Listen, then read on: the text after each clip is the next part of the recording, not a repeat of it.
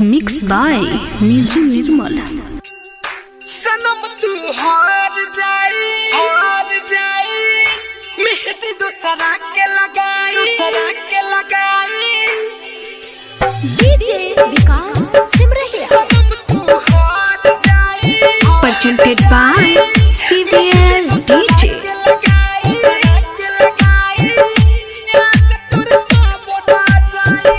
सनम तू हार जाई मेहंदी दूसरा के लगाई थोड़ी के चल गइलू याद तोर कबो ना जाई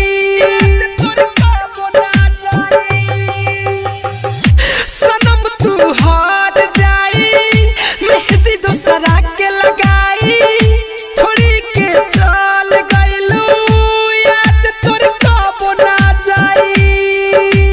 ऋषभ रिकॉर्डिंग स्टूडियो सिमरा। सनम तू हार जाई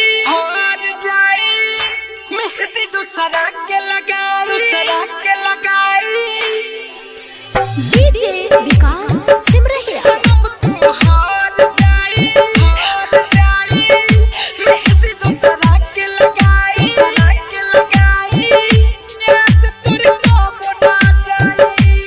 हो प्यार के ने तू हमसे लगैलू जाके दोसरा के घर बसैलू तोरे दीवाना त एने पगलाए जाने का तोहरा कुछ ना बुझाए। प्यार के जाल बिछाई जानू हमरा के फसाई छोड़ी के चल गइलू याद तोर कबो ना जाई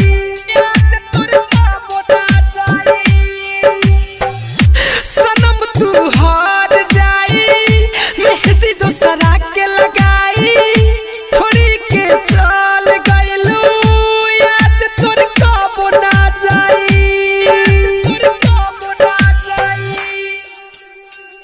सनम तू हार जाई मेहंदी दूसरा के लगाई डीजे विकास सिमरहिया। सनम तू हार जाई मेहंदी दूसरा के लगाई याद तोर कबो ना जाई।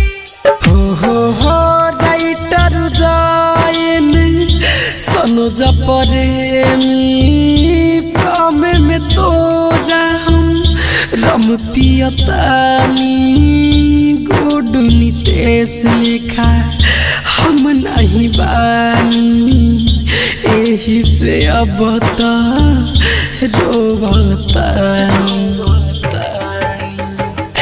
प्यार के जाल बिछाई जानू हमरा के फसाई